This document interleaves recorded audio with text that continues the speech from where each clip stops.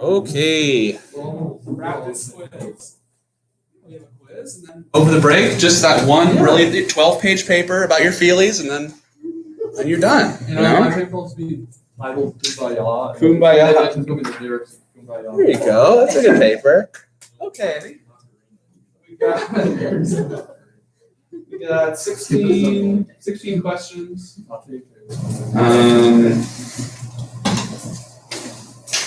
So just get into it here. So the first question says, you got a 50 kilogram block, and it says on Earth, so don't forget gravity, is connected to 2 ropes. So.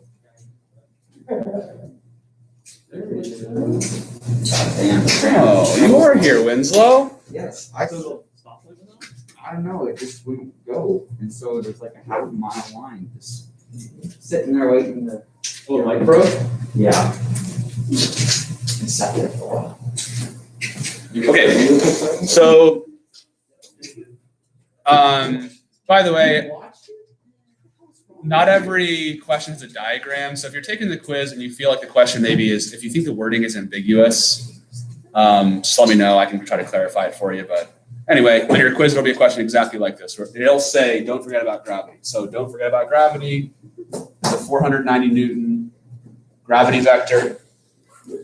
And it's being pulled to the left with, what does it say, 40 newtons? Yep. 40 newtons. And it's being pulled to the right. My bad. With 600 newtons. And it says, what's the magnitude of the block's acceleration? So what you got to do, every question on this test is basically a vector question, but only some of them do you actually have to do your mathematics on vectors, if that makes sense. So like the ones that are just like mg sine of theta, you don't really need to use vectors there because you've already derived the result. But anyway, so for this one, if you look at your net force, so this is I gotta simplify the diagram a bit. So there's 40 newtons pulling it to the left, and how much pulling it up? 110. So if I want the net force, that's the actual net force there, the sum. Is everyone okay with why the net force points like that? Okay, so there's a little triangle here. And you go way back to the good old days, back when school was so easy. I'm going to draw the triangle a little bit more just easy to look at. So there's 40 pointing left. There's 100 pointing up. So Pythagorean theorem gets you the magnitude of the net force. Everyone okay with that? This is like the first problem on our problem set. So you go 110 squared plus 40 squared equals the net force squared. And from there, it's pretty straightforward. So calculator.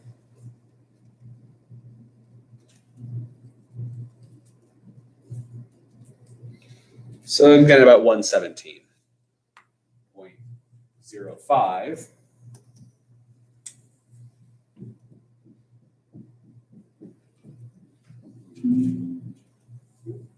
So that's newtons, though. The answers are all accelerations. So you got to go F net equals ma, right?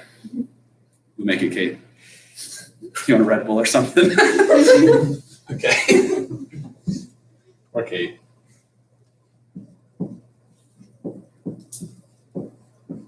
So the mass is 50. And this marker is terrible. Hopefully that's visible. So this just says the net force 117.05 equals 50A. Divide, you're gonna get 2 point. There's only one answer that says 2 point something, so I have to see it. 2.34. Oh, by the way, I should clarify something. I would not recommend what I just did there where I said, oh, I know that's 2 point something and just picking a 2, because use your calculator. Because if you get like 2.47 and you're just off by like a 10th, that's enough that you probably go, I might have made a mistake somewhere. You can go back and check your answer. So I just was doing that because I was being a little lazy bones. So yeah, definitely I don't know if you guys have noticed that on the quizzes where sometimes you'll make a mistake and you'll get maybe like, you'll be off by like 0.2. If you're off by 0.2, you probably made a mistake where you made some really gross rounding. You rounded really earlier. You rounded the nearest whole number. Correct. All I'm saying is you should not, your answer should be pretty precisely close to these. Okay. 7 kilogram mass on a frictionless incline. This is a result that hopefully you got pretty much memorized by now.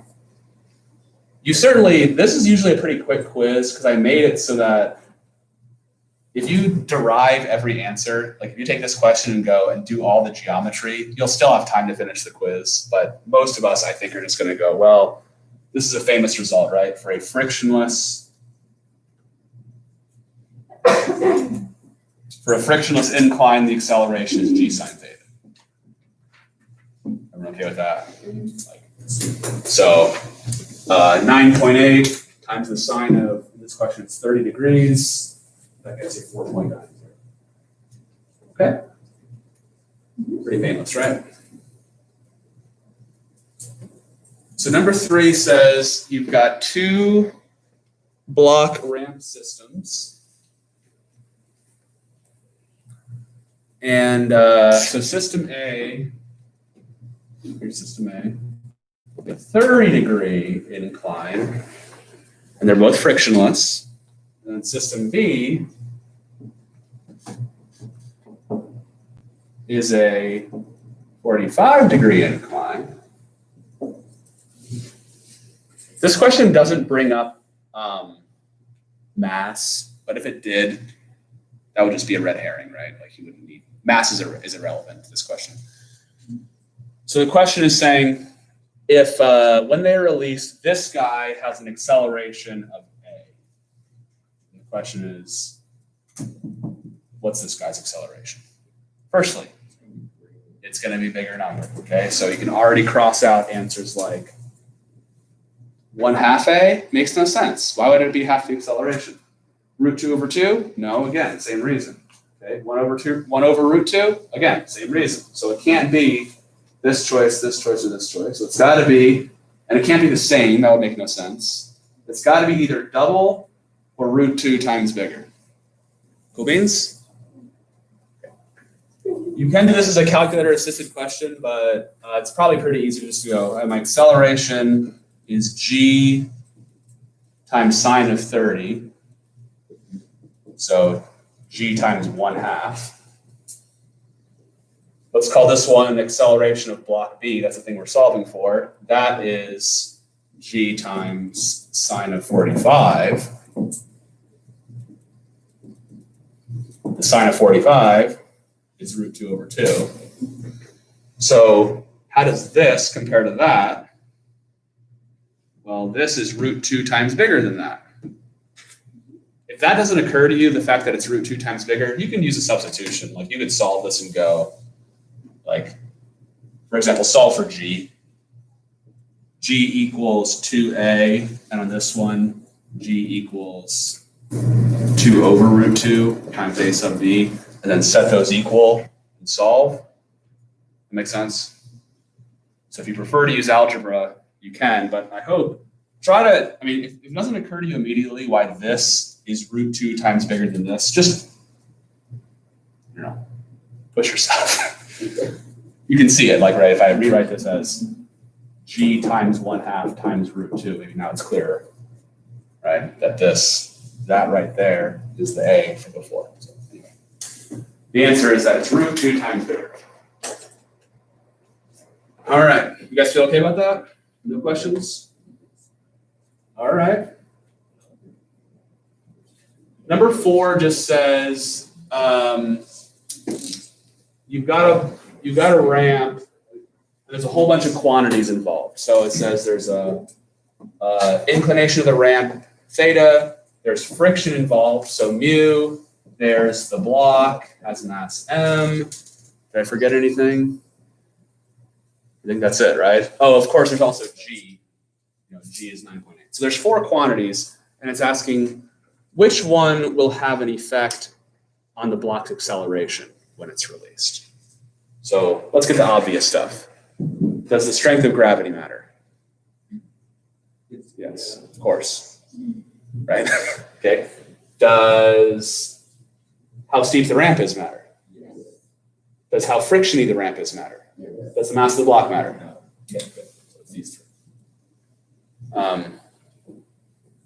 So if you want to do it quantitatively, you'd go, well, the friction force is mu times mg cosine theta. The down the ramp force is mg sine of theta. And so if you go this minus this and set it equal to ma and solve for a, notice the m's all cancel out, but you still have the g, the theta, and the mu in your final answer. Yes. Does surface area affect friction? No. No, good question. At least in idealized circumstances, if you've got some device that has because a good example would be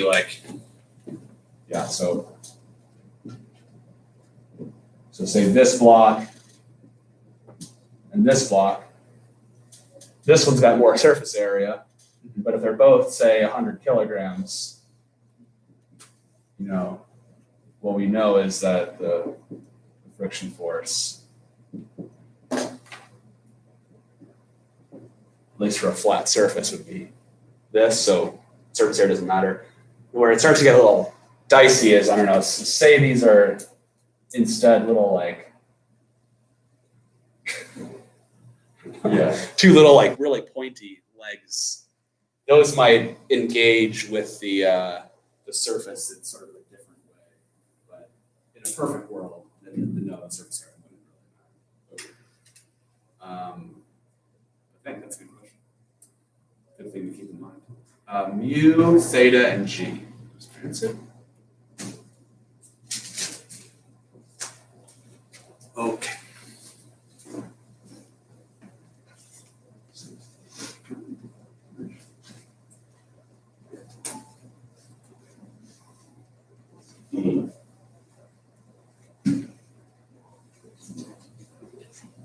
It's an interesting question because common sense would seem to say that if you wanted good traction on a car or a truck, you'd rather have big, wider tires.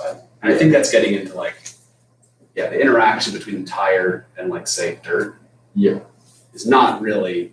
Sure, friction's a big play there, but a lot of it is kind of getting into the surface. Yeah. But if you're talking on nice flat pavement, then I don't think it would matter a ton. But then again, there's got to be a reason why drag cars have those huge tires. Yeah.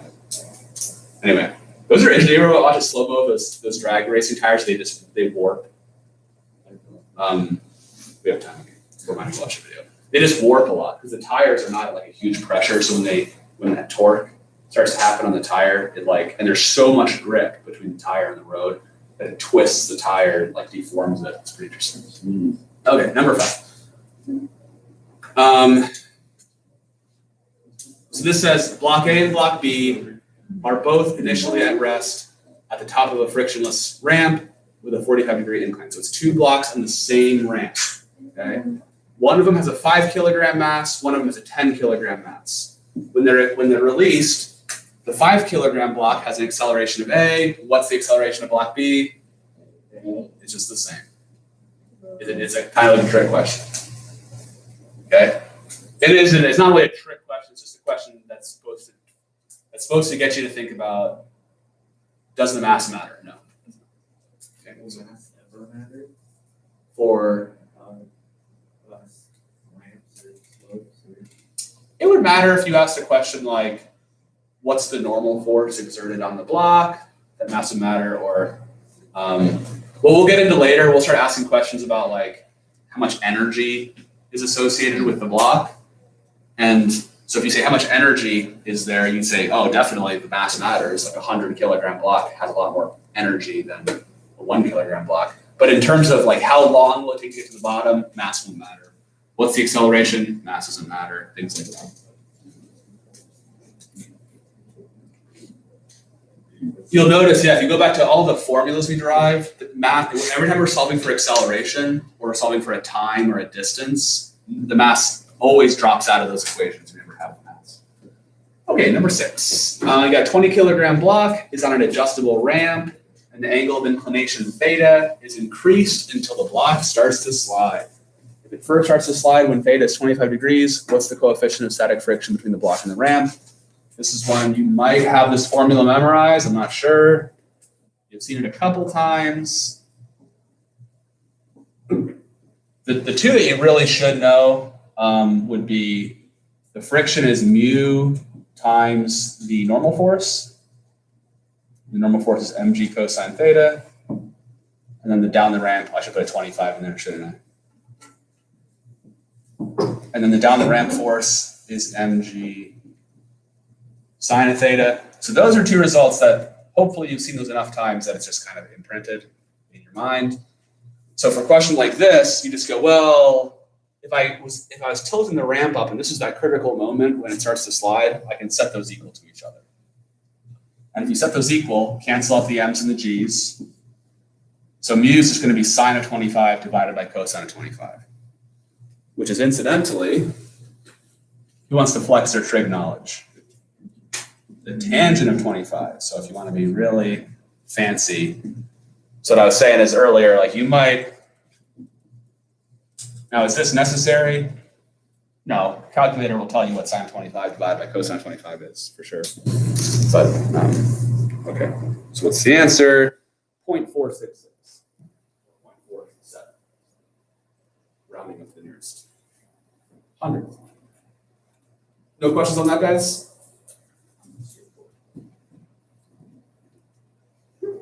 Mr. Paul, did you enjoy skinning up yesterday? It was lit. Saw you. I was coming down. You saw me? Yeah, I was coming down.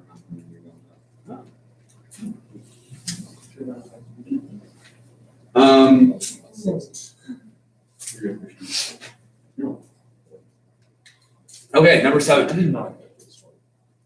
So this one is you're solving for theta, and you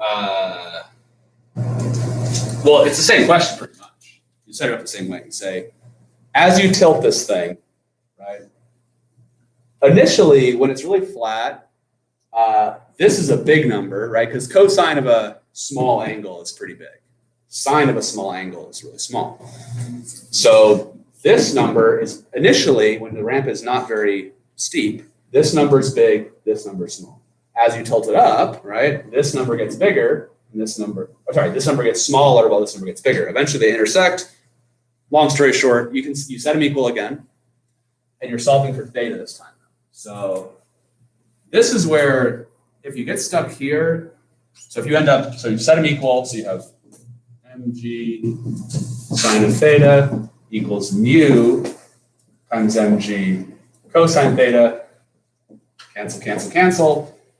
If you get stuck there, that can be a little tough.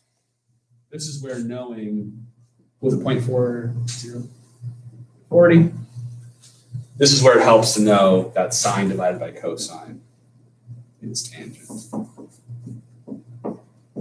Cool beans? You're dying, aren't you, Kate?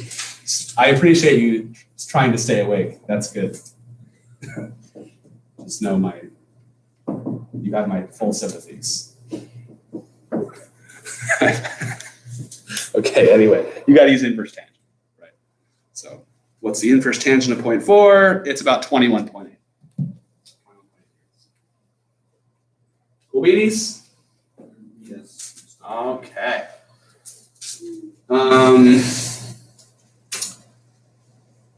Number 8, similar kind of question.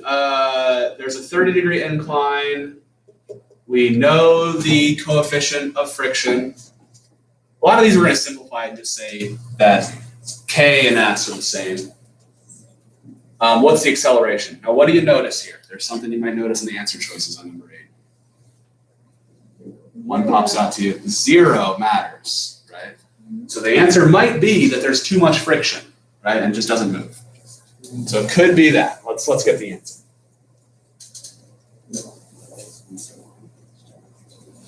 But also, you might also notice, you guys see how the mu's are the same? So you don't only have to do one calculation. So you don't have to do 2 separate calculations for the friction. That should save you a little bit of time. So anyway, I get the ramp here, 30 degrees. Yep, 30 degrees. Here's the block. So you've got mg times sine of 30. And up here you've got mu times mg cosine of 30. And of course, mu is 0.4. That's up to you. You can keep everything in terms of m, right? Or you can just make up an m. So it's up to you guys. I kind of enjoy making up an m. It seems like it makes things simpler. Like I'm just gonna make up 10 kilograms. There you go. Oh, this marker's way better. Kind of shuffling through. I hope this is visible for all the millions of fans. Anyway. Huh? Could have bet you name all million. Yeah. Only if they give gifted subs, and I give them a shout out. That's how it works. Okay, so this would be, so if I calculate this, this would be 10 times 9.8 to 98 times a half. So this would be 49 newtons down the ramp. And then this would be, this one I need a calculator for definitely. So I'd have to go 0.4 times 10 times 9.8 times the cosine of 30. That's coming out to be about 33.9. So the question is, will the block move? Definitely yes. So you go F net equals MA. The net force is this minus this, which would be 15.1, I think. And we made up the mass to be 10, so I could use that. And so you get a 1.51. Cool beans there? All righty. Number 9, kind of similar. So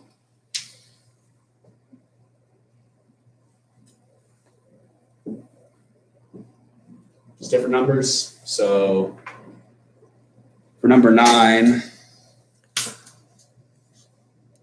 this time they give us the mass. It's somehow 5. There you go. So no need to make it up this time. They gave it to us. So with this being 20 degrees and this and mu being 0.45, same exact calculation. I'm going to go 0.45 times 5 times 9.8 times the cosine of 20. You get about 20.7 newtons up here. Okay. Now bear in mind that number is both, it's the maximum that static friction can provide, and it's also, if the block were to move, that's how much kinetic friction there would be, so it's kind of serving two purposes because the mu's are the same number.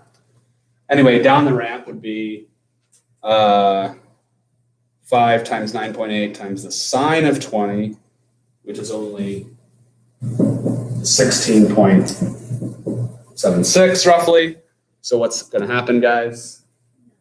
It's not going to move. It's just going to sit there. So zero acceleration. Okay. Don't make the mistake of going, oh, this minus this. Right? If you subtract those, it doesn't really make sense because that would mean the block was sliding up the ramp somehow, which is crazy. So the key here is you got to realize that the force of static friction can be anything up to this 20.7. So it's actually happened. So how much friction force is there actually being on the system?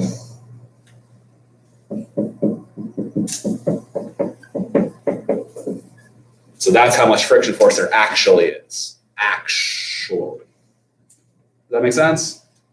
Or no? Okay. Alrighty. Number 10. A block attached to a frictionless ramp or on a spring. Spring attached to the top of a frictionless ramp.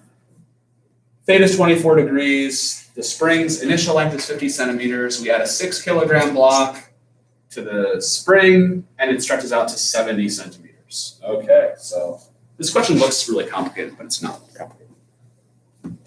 You gotta go back, and if you guys start with what's the relationship for a spring stretching, it's, so if a spring, I'll draw it diagonally just to keep it all in one picture.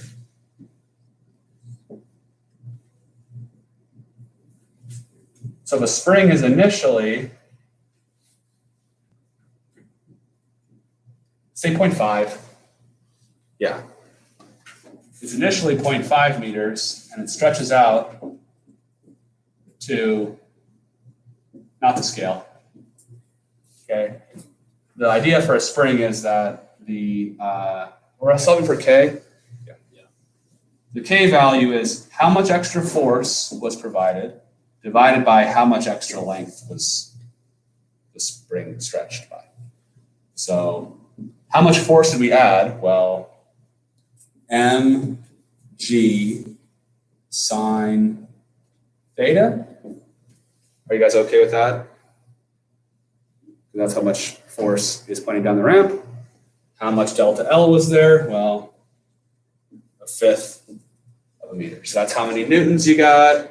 It's basically the exact same as like hanging a mass off a vertical spring. It's just that this extra sine of theta term is in there. So take your calculator.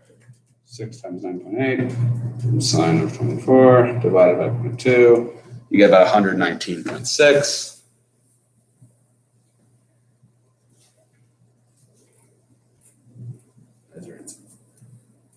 All right. 11. This is that old, you're pushing a broom or you're pulling the broom, one of the two.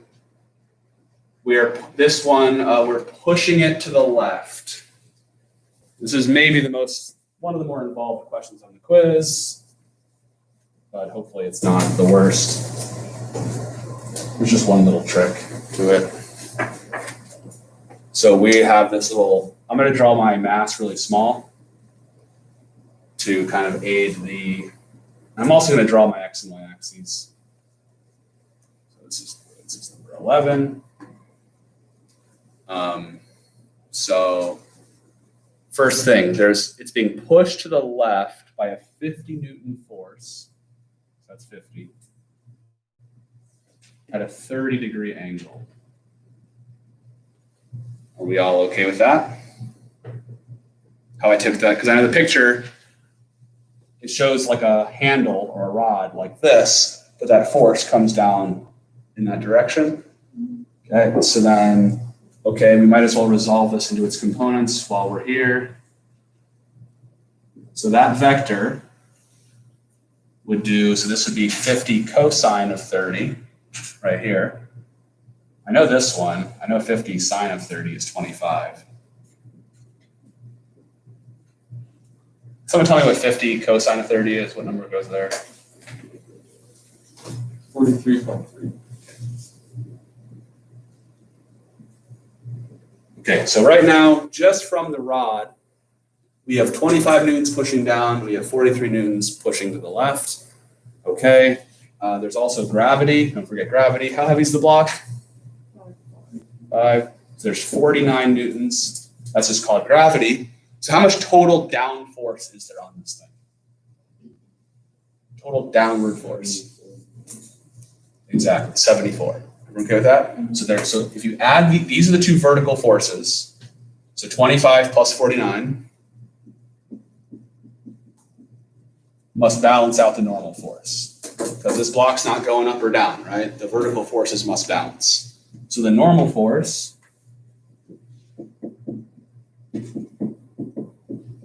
is 74 newtons. Is everyone okay with that? Yes. Okay. The last thing is how much friction is there? Well, the friction is going to oppose the motion.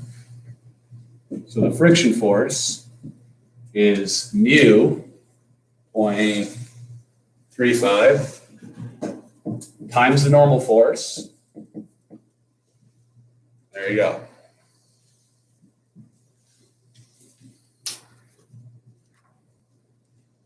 .35 times 74 is 25.9.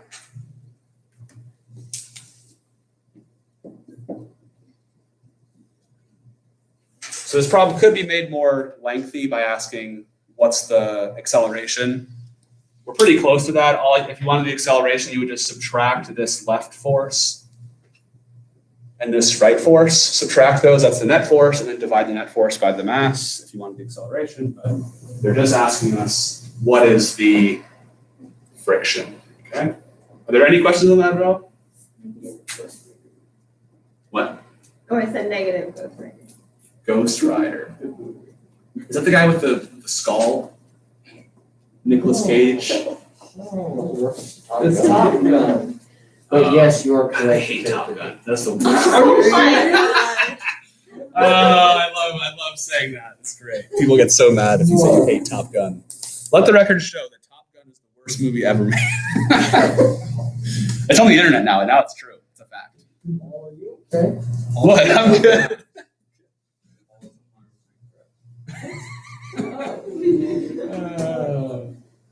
What else is a really bad movie that I hate? Titanic is terrible. It's one that a lot of people love. It's Breakfast Club. Breakfast Club, terrible. No, Star Wars is great. Star Wars is great. You're crazy.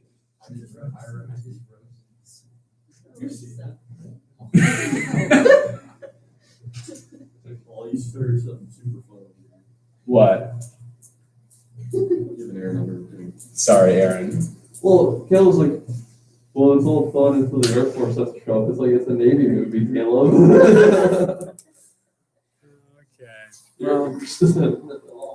Okay, so number 12, they give us mass 1 is 3. And then this block over here, we're solving for this. So I know it says M2, but there's only one M we're solving for, so I'm just going to call it M for my purposes here. And the system is in static equilibrium when this is 40 degrees. Also, this is a frictionless ramp, okay?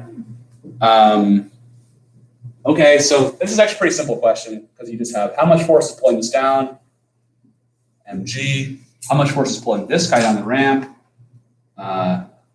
mg sine of theta. If it's in static equilibrium, those are the same value, right? So I just solve, I have 3g sine of 40 equals mg. You can keep the g's in there if you want or cancel them out, it doesn't really matter, you're just solving for m. Turns out that m is just going to be the other mass 3 times the sine of the angle. So 3 times the sine of 40 is 1.93, roughly, first choice. Did that very wrong. Okay, so if you think about it, these three answers really don't make any sense because how could there be more mass? It's not like obvious or anything, but if you think about it, this certainly can't be heavier than this because even with no ramp, if this was heavier than that, it would pull the whole system. And this guy's not getting the full force of gravity. The ramp is kind of taking some of it away. All right, last couple questions here. This is a tension in the strings problem. Okay, we got a mass, you have two strings. These are both 20 degrees. Sorry, my drawing is not to scale. Okay, and it's a 10 kilogram block. What's the tension in each rope? So all you gotta do, really, is go, well, check out this vector. This vector points to the right and it points up. So this is 20 degrees, a little bit of geometry there you got to understand. So if this is t, how big is the upward component of the vector? T times 20. T times sine of theta. But wait a second, doesn't this guy have the exact same thing going on? Yeah, he does. So he also is pulling up with t sine of theta. Now by symmetry, I know these are the same t. That's pretty critical. I have to assume that these are the same t, and I can assume that because it's a symmetrical system. So anyway, I've got two of these, so 2 times t sine of 20 has to balance out what vector? Gravity, 98. So from here, it's a pretty easy solve. 98. You can do it in 2 steps if you want. You can go 98 divided by 2, and then divide it by the sine of 20. Don't do this. I think you guys mostly have gone over this, but don't, in your calculator, don't type in 98 divided by 2 sine of 20. The calculator thinks you're asking it 28 divided by 2, 49, times the sine of 20. So what you're really trying to do is this. But certainly in your calculator, you can go just, divide by 2, then divide by 7. Okay, what does that come out to be? 143? Great. Cool beans? We're almost there, Kate, promise. Okay. Same exact kind of question, but we're solving for the mass of the ball. So I'm gonna have to kind of, for time's sake, I gotta kind of zip through the last couple here. I think the last one's a bit more challenging, but so this one, I'll go kind of quick here. You got the mass, we're solving for the mass. We know that the tension is 30. So this is 30. And we know that the angle is 40 degrees. So therefore, what's the vertical component? 30 times the sine of 40. Cool. There's 2 of those though. So when I write my equation, it's got to be 2 times 30 sine of 40 equals mg. And I just solve. So I take my calculator, I type in 2 times 30 times the sine of 40, and then divide that by 9.8, and I get 3.94. We're all good with that one? Okay, so moral of the story there is 13 and 14 have the exact same setup. Symmetrical systems, just don't forget to double. A lot of people forget, they see this and they stop, but there's 2 of those vectors, okay? There's 2 working together, so don't forget. Okay. All right. So this one. Okay. So, sorry. 15 is simpler than it looks. Because if you look at 15 and you go, oh, I got to do that whole thing. I got to solve that system of equations. You certainly can do it that way, but that might take you 3 or 4 minutes, maybe 5 minutes. And you can solve this one much quicker. So what's happening in this problem is it's static equilibrium. You've got the tension in rope B, and you've got the tension in rope A. Those are the 2 tension vectors. Okay. Now notice, are they asking you to solve for the tensions in the ropes? No. They're asking you, if the tension in rope A, if we call this thing T, how big is this? So maybe let's just call this T. Okay, so if rope A has tension of T, what is the tension in rope B? So what 2 things are equal here? Their horizontal components have to be equal. Otherwise, the block would be going left or right. So this was 70 degrees. And this was 35 degrees. So all you got to do to solve this is to say, well, how do I describe this quantity? It's T times the cosine of 70. How about this one? It's TB times the cosine of 35. Can I solve for TB? Yeah. I just go cosine of 70 divided by the cosine of 35. And it turns out that TB is about, so if I divide this by this, I get about 0.42 roughly.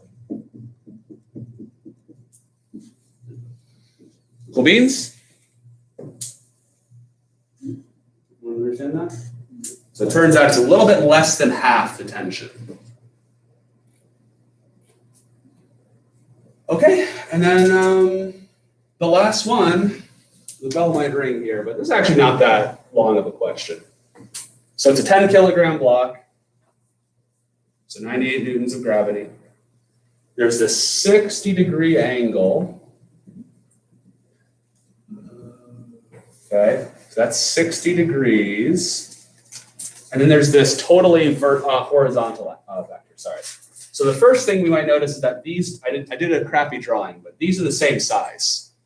The horizontal parts have to be the same, okay? So I also know that this has to be how big? Yeah, 98, because the vertical component has to be big enough to support the block. So if I do a little bit of algebra, so I just want to know how big that vector is. So if I know how big that is, I know how big that is, because those are the same size. So all I have to do is go something like tangent of 60 equals 98 over the thing I want, and solve. So it's 98 divided by the tangent of 60. Oh, great machine. I beseech thee, what is 98 divided by the tangent of 60? It's about 56.6. So that's got to be the tangent. Does everyone understand why once I have the horizontal component of vector A, I automatically know the size of vector B? Okay. If it wanted to know, full disclosure, I can't remember how the quiz goes, but if it wanted to know what's the tension in rope A, all I'd have to do is just solve a different thing. So I would have done this, just make sure this is clear. This is the tension in rope A. I could have just gone something like sine of 60 equals 98 over the tension in rope A and solve that. So there's basically two questions you might be asked in this configuration. Is what's the tension in this rope? Boom. What's the tension in this rope? Boom. So, cool beans? Yay. Can you bring a note card?